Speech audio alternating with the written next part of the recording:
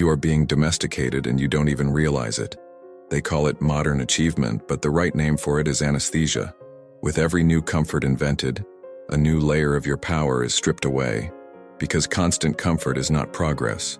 It is surrender. Society dresses comfort in the cloak of success. Ergonomic sofas, ready-made meals, climate control, apps that avoid effort. But the question few have the courage to ask is this making you stronger or just lazier? Nietzsche said, "Everything that is easy weakens the spirit." The problem is not comfort itself, it is the illusion that it liberates you, when in fact it numbs you. If this topic resonates with you, subscribe to the channel and turn on notifications so you don't miss the next videos. Those who live chasing after ease become slaves to it. And that is the real silent collapse. When you start avoiding anything that causes tension, sweat, or discomfort, that is when the weak individual is born, the one who gives up before even trying, who trades intensity for convenience, who believes that peace is the absence of friction. Real progress never came from comfort. No brilliant mind was formed in a safety zone. No imposing body was shaped without pain. No unshakable spirit was born from a predictable daily routine. What we call technological evolution is often just the institutionalization of everyday cowardice. It is not about rejecting all comfort, but to look at it with suspicion, to understand that the more you idolize it, the more you lose touch with your own raw strength. Because all comfort comes at a price, and the price it demands over time is your ability to resist, your will to power, your willingness to take risks. If you want to know how much you have been weakened, look at the things you avoid. The cold, the silence, physical effort, muscle pain, waiting, loneliness. These are the mirrors of your real strength, or your acquired weakness. You don't realize you're getting weak because the process is silent. There is no siren, no warning, just a slight resistance to what was once normal. Waking up early feels like torture. Climbing stairs becomes a challenge.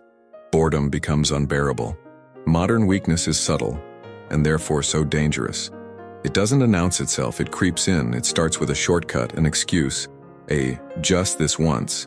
Before you know it, you've lost your momentum, your drive, the strength to push your body and your life forward. Nietzsche saw this with brutal clarity. Modern man flees from pain so intensely that he has forgotten how to endure it. But pain, discomfort, is a muscle. If you don't train it, it atrophies. And along with it, your will, your drive, your ability to do what needs to be done even when you don't want to, atrophies as well.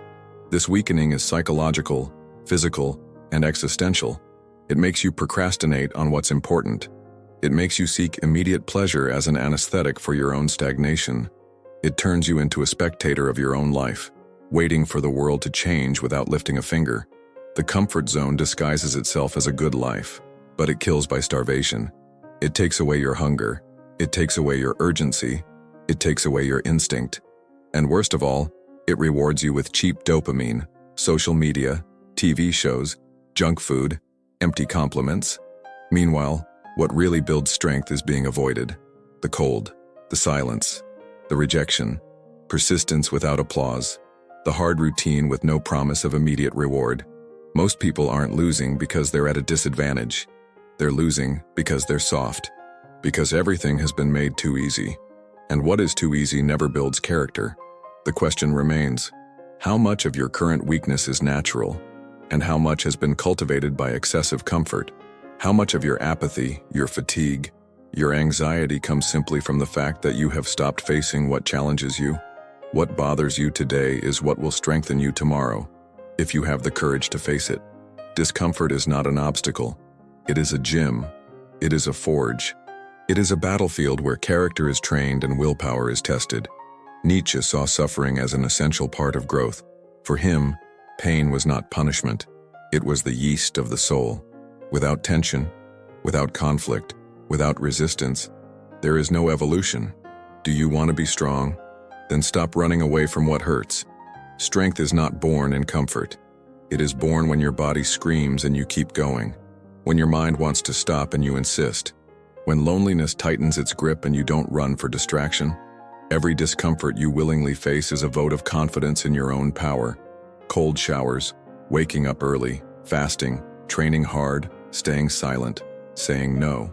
These simple acts, when done by choice, are brutal statements. I am in control. I don't need comfort to act. I can endure more than people expect of me. Modernity has taught us that the goal is to feel good, but Nietzsche knew the real goal is to become stronger, and that inevitably involves discomfort. There is no way to skip this part. There is no way to outsource this process. The world is full of talented people who can't stand discomfort, full of ideas, but weak in execution, full of desire, but fragile in the face of discipline. The difference between a thought and an achievement is your ability to face discomfort head-on. When you learn to live with discomfort, and more than that, when you start seeking it out, something changes. You no longer depend on motivation. You don't depend on the ideal environment. You move because you are forging yourself every day. Discomfort becomes an ally. It is no longer what you avoid, it is what you seek, because that is where true transformation lies. There is no strength of spirit in a body that has given up. When the body weakens, the mind gives in too. When the body avoids effort, the soul loses vitality. The connection is direct, visceral, and undeniable. Nietzsche saw the body as an expression of will. A strong, active, present body is the manifestation of inner power. But what we see today is the opposite. Anxious minds in sedentary bodies. Apathetic spirits in bodies that live sitting down. When the body is not challenged, the mind loses its edge. When you avoid physical discomfort, you are telling your consciousness that it can also settle. That's why simple habits, like getting up early, training hard, sweating, maintaining good posture, affect much more than just your appearance. They shape the spirit. The opposite is also true. Every time you give in to laziness, excess, or slackness, you're not just weakening your physique, you're training your mind to run away from tension, resistance, struggle. And those who run away from physical combat also run away from existential combat. Nietzsche spoke of great health, a vital force that springs from the body but radiates to everything. This energy does not come from light stretching or guided breathing. It comes from real overcoming, from genuine effort, from imposed and mastered discomfort. Today, self-care is talked about as if it were synonymous with rest, spa, and pause. But true self-care, in Nietzschean terms, is awakening your power, imposing rhythm, overcoming your own laziness. When you strengthen your body with uncomfortable actions, your spirit understands the message. We are in motion, we are fighting, we are alive. And it is in this constant tension that the dangerous individual is born, the one who endures more than others, not because they are insensitive, but because they are trained, because they chose discomfort. The provocation is clear. If your body gives up easily, how can you expect your mind to be unshakable? They sell balance as a virtue, but they deliver anesthesia.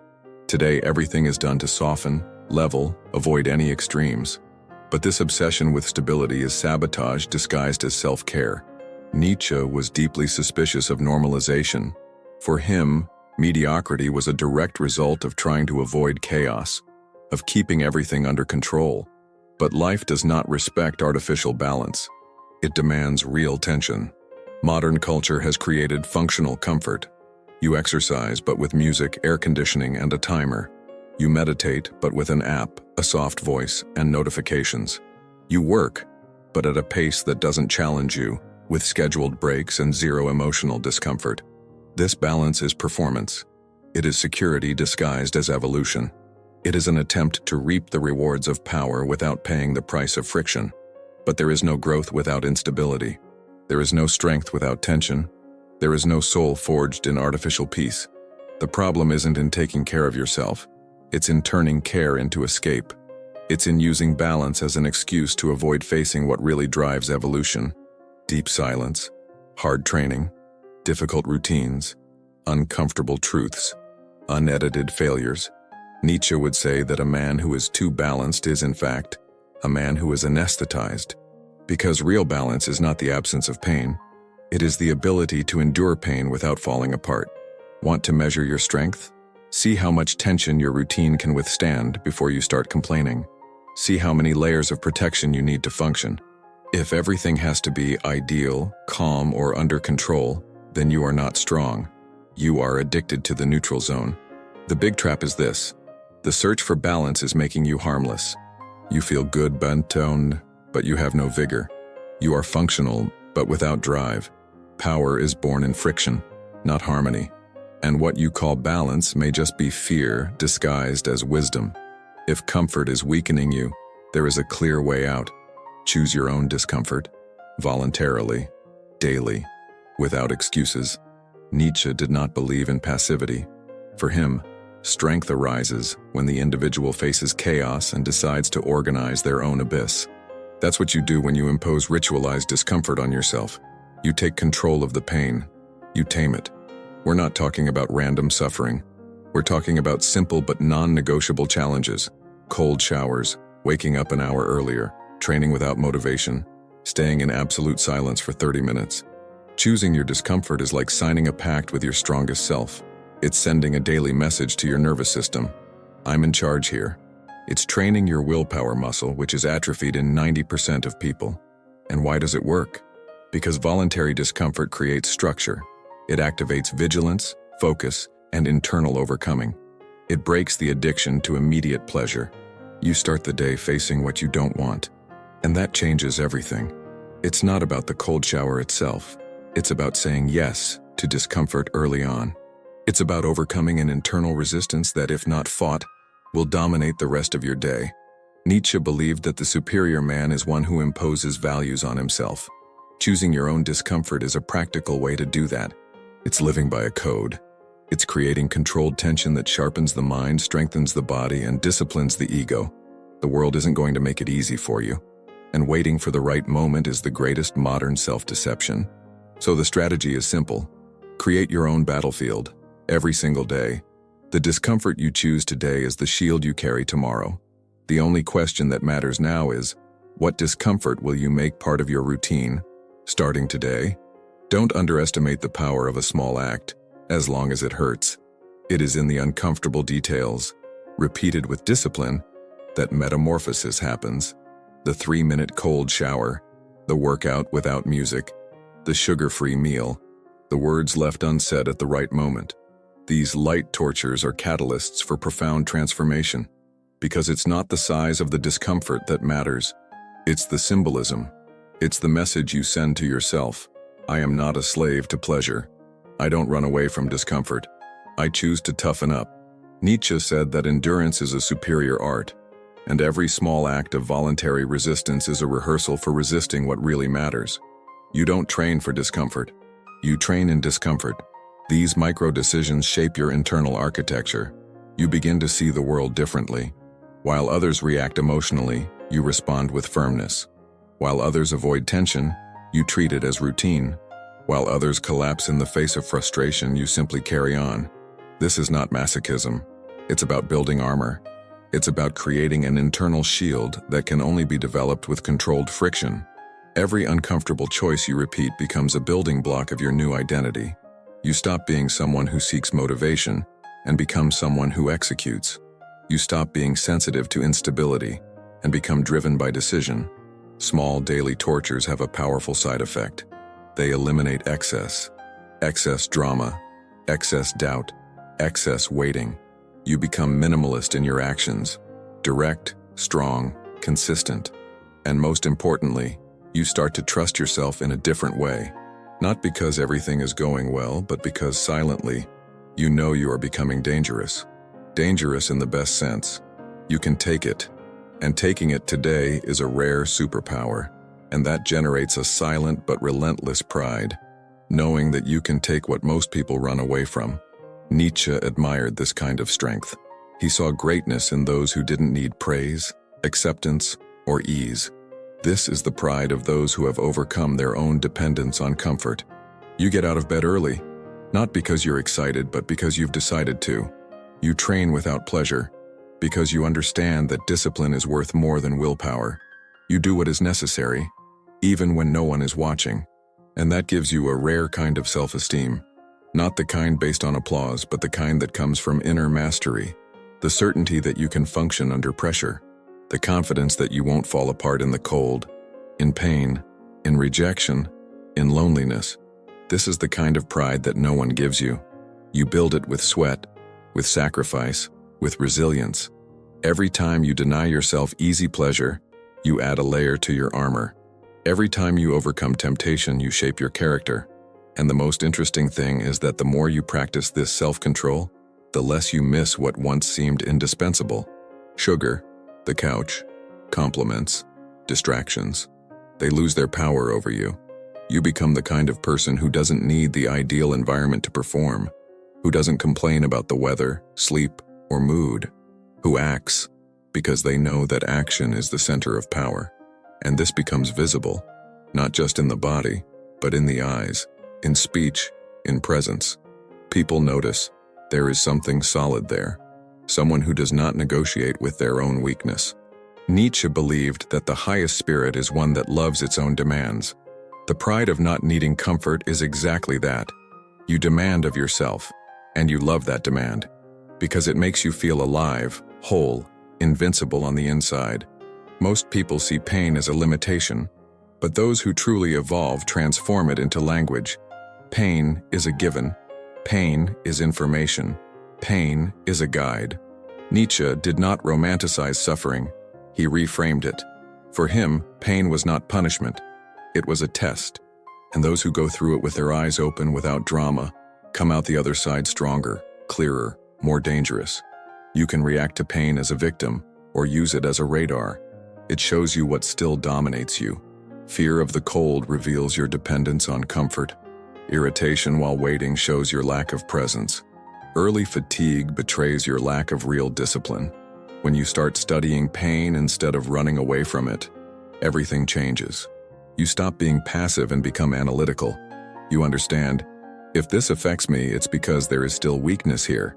If this bothers me, it's because I haven't mastered this internal territory yet. This shift transforms pain into fuel. Every discomfort becomes an opportunity for strengthening. Every failure becomes a lever. Every discomfort gives you an exact clue as to where you need to grow. And more than that, pain begins to train you for real life. Because the world is not kind. Because chaos does not warn you. And because those who only know how to act in the perfect scenario are doomed to mediocrity. Pain, when used well, prepares you for unpredictability. It gives you room to maneuver when everything falls apart. It makes you immune to panic, despair, paralysis. Nietzsche said the tragedy was the cradle of lucidity. Pain, when faced with awareness, does not diminish you. It purifies you. It removes the excess. It reveals the essential. Pain can be your prison or your laboratory. It all depends on your attitude towards it. If you run away, it pursues you. But if you face it, it begins to serve you. At first, comfort embraces you. Over time, it binds you. You settle in, get distracted, forget. When you realize it, you no longer know how to act without guarantees, without conveniences, without someone smoothing everything over for you. Nietzsche saw this process with brutal clarity. What seems like comfort becomes a cage. What seems like stability becomes anesthesia. What seems like freedom becomes a silent addiction to everything that is predictable and easy. The real modern prison has no bars.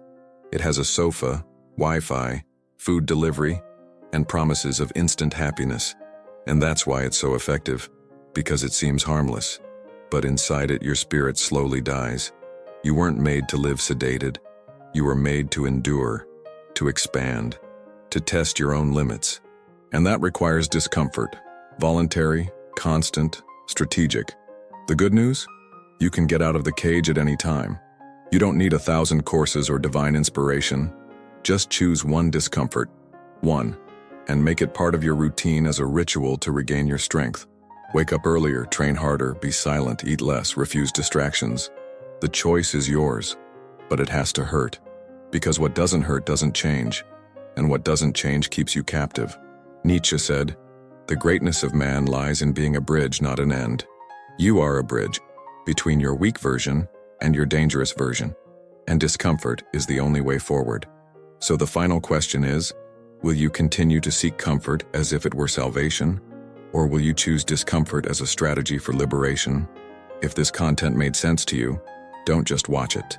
Like the video, subscribe to the channel, and write in the comments, what discomfort will you face starting today?